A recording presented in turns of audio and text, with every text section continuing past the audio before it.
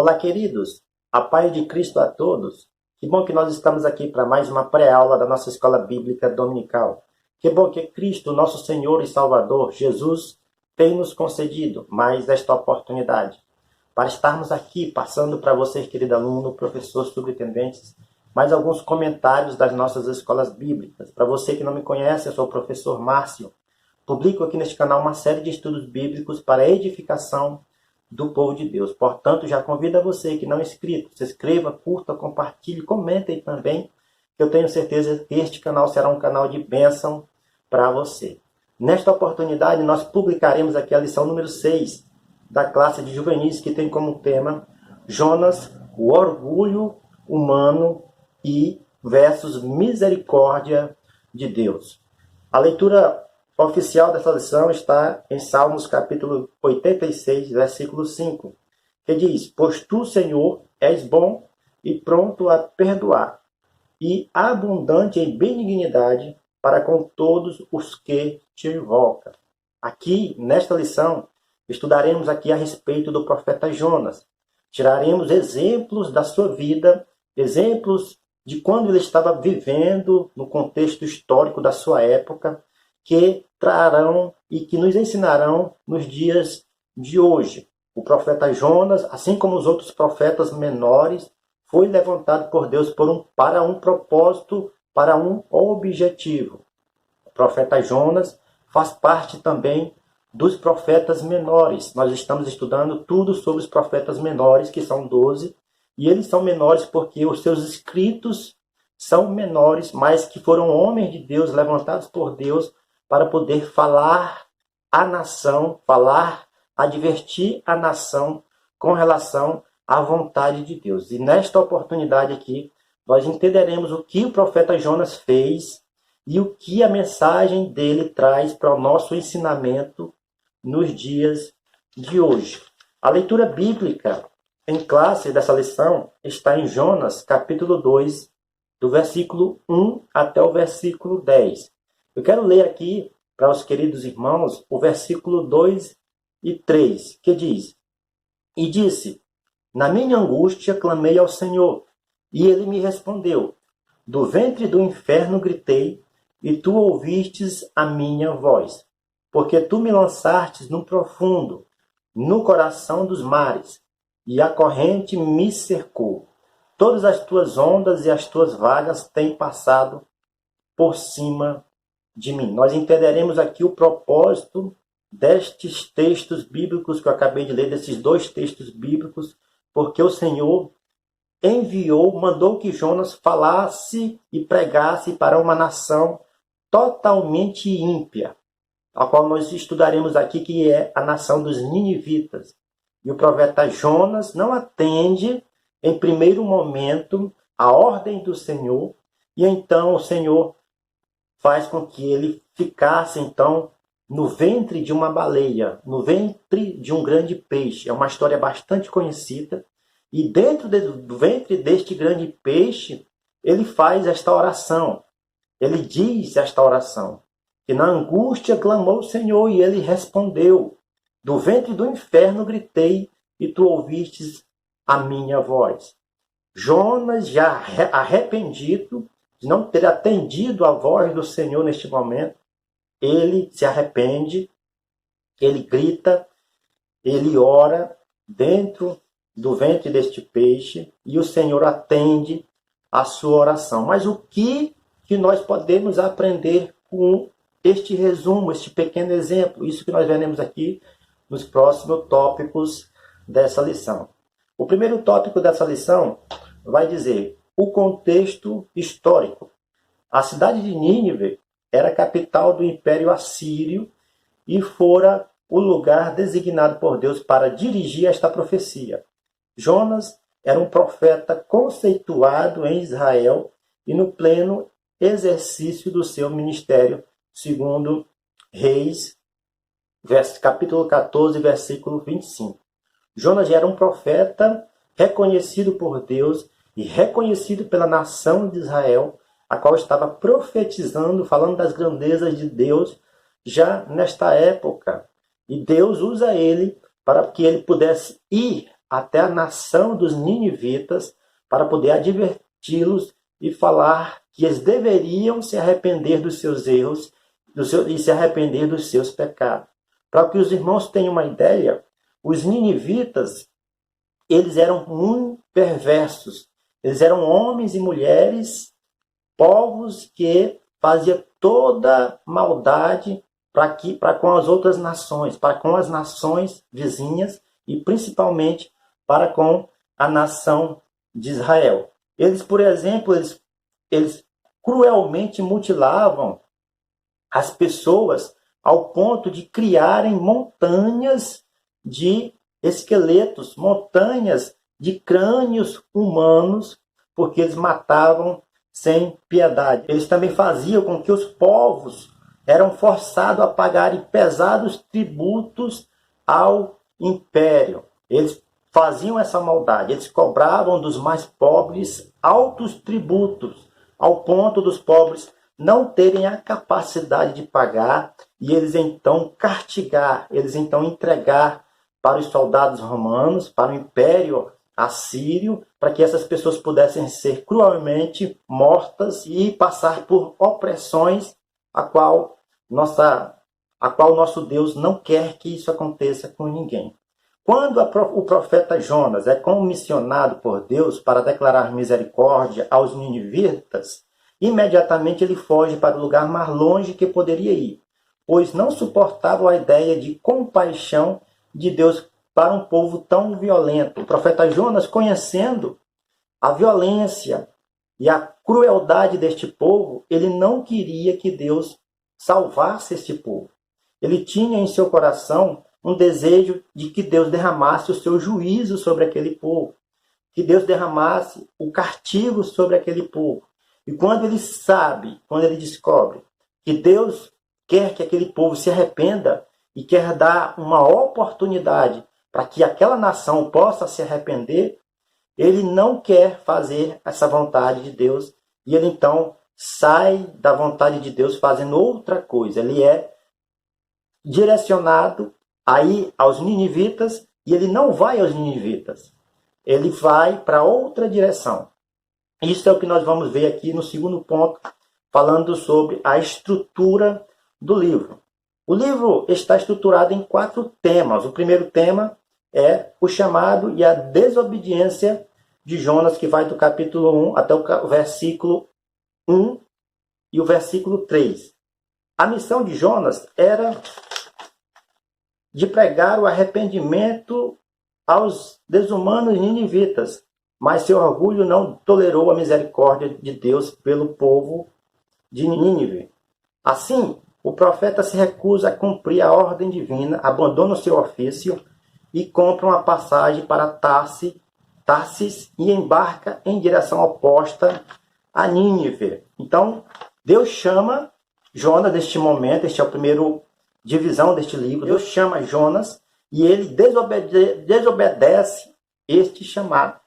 Ele desobedece o chamado de Deus. Em vez dele ir cumprir o chamado, ele vai para outra direção. Ele compra uma passagem de um navio para Tarsis. E ele parte, então, em sentido oposto a esta chamada de Deus. A segunda divisão deste livro fala da intervenção de Deus, que vai do capítulo 1 e o versículo 4, e também o capítulo 2 e o versículo 10.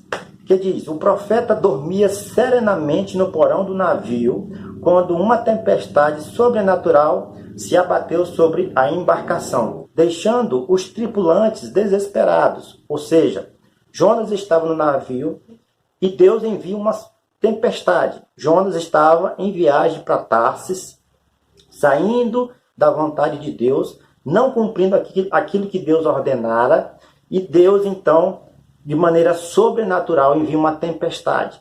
Os tripulantes do navio começam a cada um a rogar, a invocar os seus deuses e chamar todos aqueles que estavam no navio para poder entender o que estava acontecendo.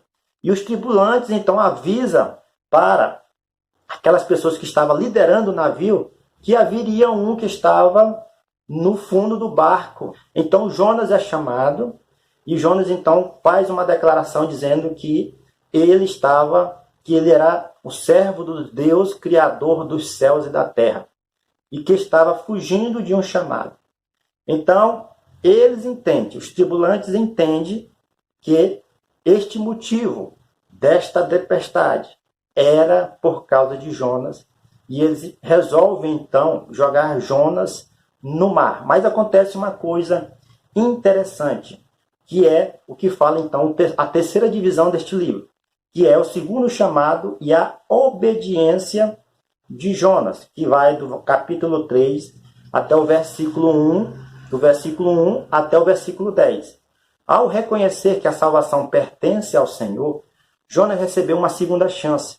Assim como Deus o perdoou do seu pecado e lhe deu uma nova oportunidade, os ninivitas também teriam direito ao perdão se eles se arrependessem.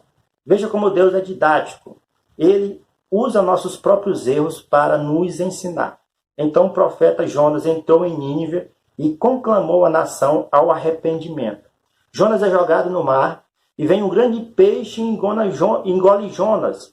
Jonas passa 3 dias no ventre da baleia. E é esses 3 dias que ele começa a refletir, que ele começa a pensar, que ele começa a entender que de Deus, o chamado de Deus, quando Deus chama uma pessoa para fazer uma coisa, é difícil e é impossível a pessoa se sair, se desviar e não atender este chamado. Ele se arrepende de todo o coração e então ele faz a oração a qual eu li no início desta videoaula, e Deus então dá uma segunda oportunidade para Jonas. Ao invés de Deus deixar ele morrer no mar, ao invés de Deus deixar que ele morresse afogado no mar, Deus então usa o peixe para poder engoli-lo, e dentro do ventre deste peixe dá a oportunidade dele se arrepender. Deus deu uma segunda chance para Jonas. E Deus continua a dar uma segunda chance para todos aqueles que têm um chamado de Deus. Meu querido professor, meu querido aluno, o chamado de Deus ele é irrevogável. Quando Deus chama para nós fazermos algo, Ele quer que nós façamos. E Ele sempre dá tempo para que nós possamos nos arrepender dos nossos erros e voltar de novo para a sua vontade a fazer o chamado de Deus. Foi isso que aconteceu na terceira divisão deste livro, do livro de Jonas. A quarta divisão deste livro fala sobre o descontentamento de Jonas e a lição de Deus, que é a partir do capítulo 4, e o versículo 1 até o versículo 11. Mas Jonas se ressentiu do caráter misericordioso do Pai, conforme o versículo 2. O nacionalismo do profeta o fez sentir um traidor de Israel, pois ele desejava o juízo, não o perdão de Deus para a nação. Quando Jonas anuncia, quando Jonas fala para aquele povo, os ninivitas, eles então se arrependem, eles então se voltam para Deus. Há então uma conversão nacional daquele povo. Só que Jonas, em vez de ele ficar alegre, ele consiste com aquilo. Ele se acha traidor da nação de Israel, porque o mal que os ninivitas teriam feito com a nação de Israel era, ao ponto de vista, ao seu orgulho e à falta da sua misericórdia, imperdoável. Mas Deus usa esse exemplo do peixe para que ele possa também aprender que todos nós merecemos uma segunda chance de Deus. Todos nós merecemos um tempo determinado por Deus para que nós possamos nos arrepender. Todos nós temos direito do perdão do Deus Criador dos céus e da terra. O terceiro ponto dessa lição vai tratar sobre a mensagem de Jonas. O desafio de levar a mensagem de misericórdia divina para uma nação inimiga era grande, mas o orgulho e as convicções religiosas de Jonas foram maiores que o sentimento de misericórdia. Ele achava que o Deus exclusivo de Israel não se importaria com o povo pagão. Este é o nosso grande erro, às vezes, meus queridos irmãos, em achar que Deus, ele é o Deus somente das nossas vidas. Jonas com relação a Israel, ele achava que Deus era um Deus exclusivo da nação de Israel, por meio dos seus patriarcas, Abraão, Isaque e Jacó. Jonas, ele achava que Deus, por ter libertado eles, a nação de Israel, do Egito, e ter conduzido eles pelo deserto até a terra prometida, achava que era um Deus protetor que protegeria eles e que era um Deus exclusivo deles em todos os momentos. Só que Deus demonstra aqui para Jonas que ele também tem misericórdia para com as outras nações, para com os gentios, para aquelas pessoas que não são judeus, para aquelas pessoas que não conhecem ao Deus Criador dos céus e da terra. Deus deseja que todos venham vir ao pleno conhecimento da verdade. Deus deseja que todos tenham este momento, este conhecimento da verdade e que venham a se arrepender dos seus erros. Como eu falei na lição anterior, Deus não faz acepção de pessoas, nem individual, nem nacional, para a salvação. Deus quer que todos venham a ser salvos. Por este motivo, Deus ensina Jonas mais uma vez. Deus levanta Jonas para profetizar, para pregar o arrependimento aos ninivitas, sendo uma nação tão ímpia, tão pagã, tão desumana, e que Deus demonstra através desta profecia, através deste exemplo histórico de Jonas, que todas as nações merecem receber o perdão de Deus e merecem ter a oportunidade de se arrepender. Basta nós pregarmos a mensagem do arrependimento. Basta nós anunciarmos o Evangelho do Senhor Jesus. Basta nós anunciarmos que para todas as coisas existe uma condenação ou existe uma recompensa. Tudo que nós viemos fazer aqui nos destinará à vida eterna ou à condenação eterna. Tudo que nós viemos fazer aqui nesta terra é algo que decidirá o nosso destino eterno. Não importa se é brasileiro, se é francês, se é inglês, se é americano, né, se pertence a outras nações, mas Deus quer que todos venham a ter o conhecimento da verdade.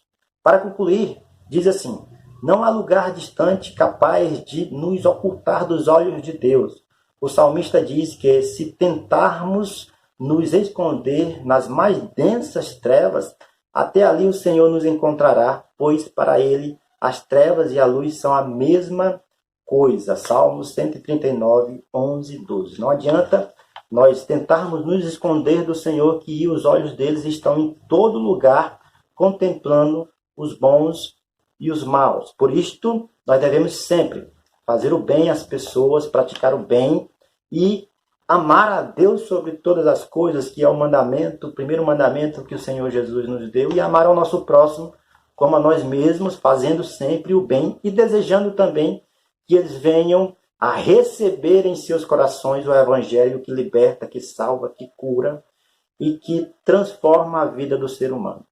E o mais importante é que nos levará ao céu de glória e nós estaremos juntos com o Senhor Jesus, tá bom? Queridos, este é os exemplos que nós tiramos aqui deste profeta Jonas, e tenho certeza que nós não deveremos extrair coisas ruins e seguir exemplos ruins, como, por exemplo, Jonas teve orgulho e teve também a falta de misericórdia em seu coração.